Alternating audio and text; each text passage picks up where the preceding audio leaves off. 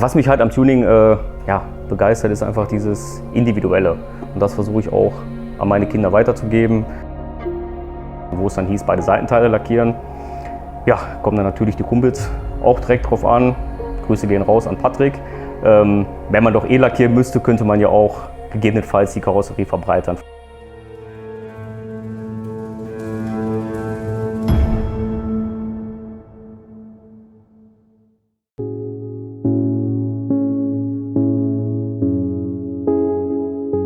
Audi TT war eigentlich gar nicht so speziell meine Suche, sondern die Suche war eigentlich nach einem 1.8er Turbo. Das war halt der Motor, der mich interessiert hat.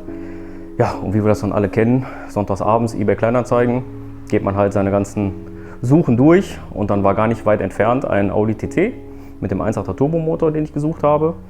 Ja, waren von mir aus nur gute 20 Kilometer entfernt. Ja, und dann habe ich mich auf den Weg gemacht, mit dem Herrn Kontakt aufgenommen. War halt von der Substanz her ziemlich runtergerockt, Kupplungsschaden und so weiter. Auto lief nicht hundertprozentig. Mein Plan dahinter war aber, dieses Auto für die Nordschleife zu bauen. Und da war einfach der Gedankengang dahinter, Motor muss ein bisschen Leistung haben. Und das Fahrzeug an sich muss jetzt nicht die Supersubstanz haben. Falls mal irgendwas passiert, ist es halt nicht ganz so, tut es nicht ganz so weh vom Preis her.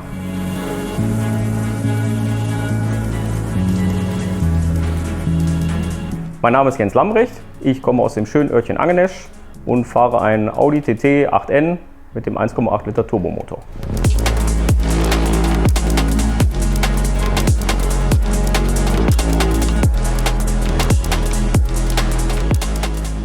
Tuning ist bei mir eigentlich schon relativ früh angefangen. Eigentlich war es so, früher wollte ich eigentlich Schreiner werden, weil mein Großvater Schreinermeister war selbstständig, mein Vater Schreinermeister. Das Ganze auch hier in den Räumlichkeiten. Ja, und dann hat mein älterer Bruder die Schreinerei aber übernommen. Ja, und dann war für mich eigentlich klar, ich muss auch mal über den Tellerrand schauen. Schreiner von zu Hause kannte ich. Und dementsprechend, damals Schule, 9. Klasse, Praktikum, dann in einem Kfz-Betrieb gemacht. Ja, und ab dem Moment stand eigentlich für mich fest, das soll die Zukunft werden. Ja, und dann bin ich im Jahr 2000, habe ich die Ausbildung angefangen in einem VW-Audi-Betrieb. Wie man hier in der Werkstatt sehen kann, sind Audi-Modelle und VW-Modelle vorhanden. Ja, und dann habe ich damals meinen Servicetechniker und Meister auf Abendschule gemacht. Und dann hat man halt immer mit Bekannten Kontakt. Ne? Der legt das Auto tiefer, der macht Leistungssteigerungen, der geht in die Richtung Driften rein und so weiter. Ja, und dementsprechend war es eigentlich schon ab dem 16., 15., 16. Lebensjahr Teil des Lebens.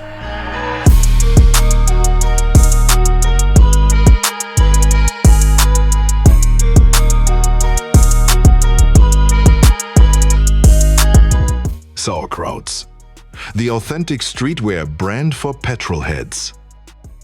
Besuche unseren Online-Shop und finde dein Lieblingsstück. Also wie schon gesagt, der TT sollte eigentlich für die Nordschleife sein. Und dann haben wir den damals erstmal technisch so fertig gemacht, dass ich das Auto fahren konnte.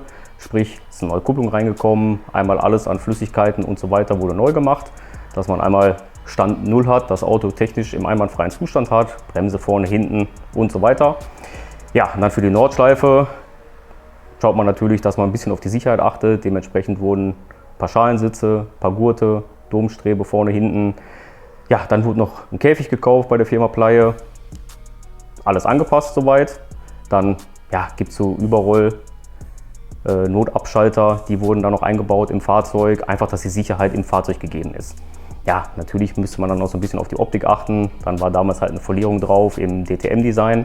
Das wurde dann aber zu Hause in der Garage gemacht mit Kumpels zusammen, also jetzt nicht professionell vom Folierer, sondern wirklich do it yourself in der Garage. Ja, wo das soweit fertig war, haben wir das Auto dann auch einige Male auf der Nordschleife bewegt. Aber es ist halt so, Nordschleife muss man leider immer mit dem Risiko rechnen und das war für mich dann halt irgendwann doch zu risikoreich. Wo dann die Kinder da waren, habe ich mir dann irgendwann gedacht, ist vielleicht doch nicht die beste Entscheidung, weil man muss ja nicht nur selber auf sich achten, sondern auch auf alle Fahrzeuge drumherum, wo auch Fehler passieren können. Und diesbezüglich war es dann irgendwann so, dass das Auto mehr oder weniger nur noch gestanden hat und dann normal im Straßenverkehr genutzt wurde, nicht mehr auf der Nordschleife. Ja, und dann war es aber so, dass doch 1, 2 Stellen an diesem Fahrzeug gemacht werden mussten.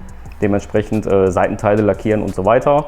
Weil ich möchte es doch schon, wenn die Fahrzeuge auch von der Substanz her nicht gut sind, sie müssen trotzdem technisch und auch optisch dementsprechend ein bisschen ansprechbar sein. Ja, und wo es dann hieß, beide Seitenteile lackieren, ja, kommen dann natürlich die Kumpels auch direkt drauf an. Grüße gehen raus an Patrick. Wenn man doch lackieren müsste, könnte man ja auch gegebenenfalls die Karosserie verbreitern, vielleicht ein paar andere Felgen drauf und so weiter. Ja, war am Anfang eigentlich erstmal nicht geplant, weil es halt von der Substanz her nicht optimal war, das Fahrzeug. Aber ja, dann hat man natürlich Connections. Dann wurde mit der Firma Grinds telefoniert, da hat man ein günstiges Luftfahrwerk bekommen, dann wurden Felgen organisiert und so weiter. Ja, Felgen, die jetzt auf dem Fahrzeug drauf sind, sind vom Audi R8. Ist hinten eine 11J-Felge, die passte natürlich nicht ins Radhaus. Ja, und dementsprechend wurde dann doch wieder größer eingegriffen, als eigentlich geplant war.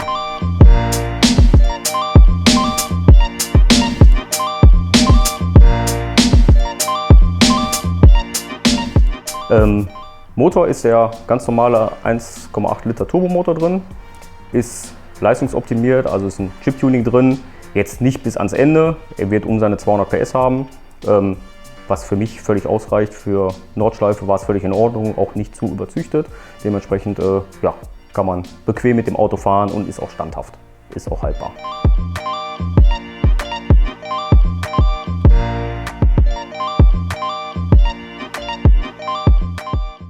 Allgemein, der Innenraum ist halt diese Rennoptik mit Schalensitze, Gurte, Überrollbügel, der ist komplett leergeräumt worden, ist auch dann über die Dekra als Zweisitzer eingetragen worden. Alles das, was man halt im Innenraum vom Rennwagen her kennt, ich sag mal Rennwagen. Das haben wir auch so beibelassen, jedoch ist jetzt dieses Renndesign von außen, ja, passé. Also wie man auch anderweitig sieht, habe ich noch andere Fahrzeuge, bin der Tuning also treu geblieben und dementsprechend war es dann halt so, man hat einmal angefangen wieder mit dem Auto, ja, daraufhin wurden dann hinten die Radkästen verbreitert, das Heck um 8 cm verbreitert, die Stoßstange verbreitert, vorne breite Kotflügel drauf, die Front wurde umgebaut auf 3,2 Liter, ja, Luftfahrwerk für die Freigängigkeit, dann dünne Antriebswellen, geänderte Koppelstangen, Schwellerpakete dran von Firma Maxton. Alles insgesamt vom Audi auf 3,2 Liter soweit umgebaut und ja.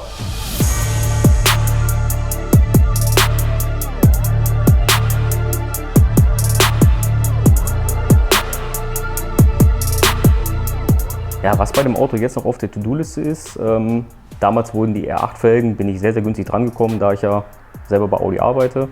Die wurden eigentlich erstmal nur genommen zum Ausprobieren, ob eine 11J-Felge überhaupt unter das Auto passt oder dass man es in irgendeiner Form passend hinbekommt. War aber eigentlich nur angedacht, erstmal zum Testen. Ja, weil die Optik nicht ganz hundertprozentig ist, wurden die Rotiform Turbofans draufgebaut. Das war halt auch nochmal eine eigene Geschichte für sich. Die Halterungen in den Felgen wurden halt extra angefertigt, 3D-Druck. Das hat damals der Thomas für mich gemacht, der leider Anfang des Jahres verstorben ist. Viele werden ihn vielleicht kennen durch seinen Corsa A noch. Er war halt in Sachen 3D-Druck echt eine Koryphäe und hat sich Gedanken gemacht, wie man das vernünftig befestigen kann. Ich wäre jetzt den einfachen Weg gegangen, aber er hat sich da wahnsinnige Gedanken zugemacht. Mit Verschrauben, mit Innensechskant, Spreizungen und so weiter. Ja, dann wurden die Turbofans draufgebaut. Passend dazu hat mir mein Kumpel Patrick, den ihr ja auch schon aus einigen Videos kennt, die passenden Rotiform-Befestigungen dafür gebaut. Mit Gewichten, dass auch während der Fahrt das Rotiform-Emblem immer gerade bleibt. War halt ja, wahnsinniger Aufwand für Kleinigkeiten, sag ich mal, aber ist einfach vom Bild her, wenn man das Auto fahren sieht, ist einfach genial. Ja, die sind jetzt diese Saison noch drauf. Für nächste Saison sind andere Felgen geplant. Was aber jetzt genau in den Dimensionen auf jeden Fall, aber was wir da genau drauf machen, das werden wir noch mal sehen.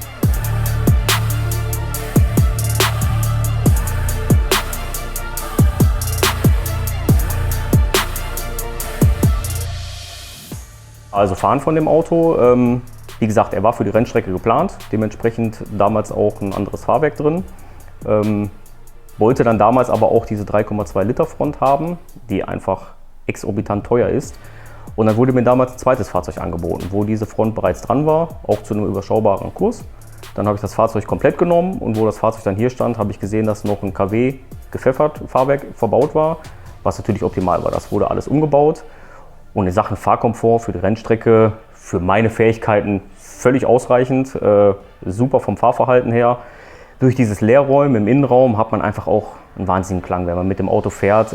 Man hört halt die Steine im Radkasten. Für die Kinder ist es immer ein Highlight. Deswegen haben wir den Innenraum auch so beibelassen. Theoretisch durch die Optik von außen haben wir erst überlegt, alles wieder einzubauen. Die Ausstattung liegt auch noch komplett hier. Aber wir haben einfach gesagt, das ist dieses Flair in dem Auto, wenn man mit dem Auto fährt. Man hört einfach die Geräusche, die Abrollgeräusche. Ja, und dementsprechend gemeinsam entschieden, dass wir es genau in der Variante so beibelassen.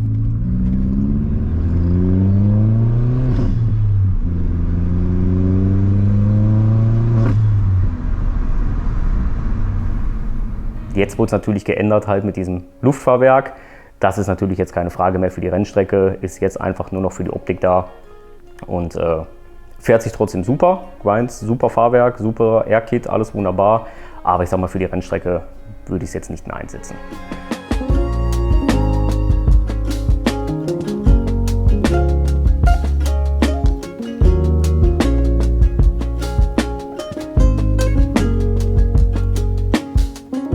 Ja, was mich halt am Tuning begeistert, ist einfach dieses Individuelle.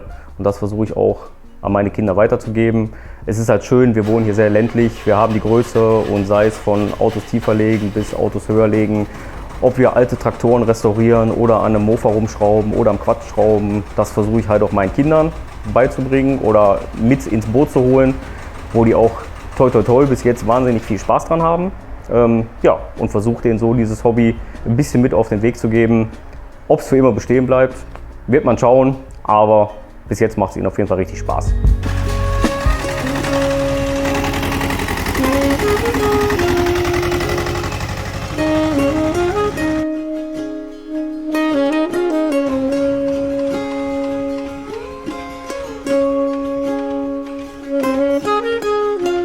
Ja, ich will mich allgemein bedanken. Erstmal bei meiner Familie mit Frau und Kindern, die den ganzen Quatsch mitmachen.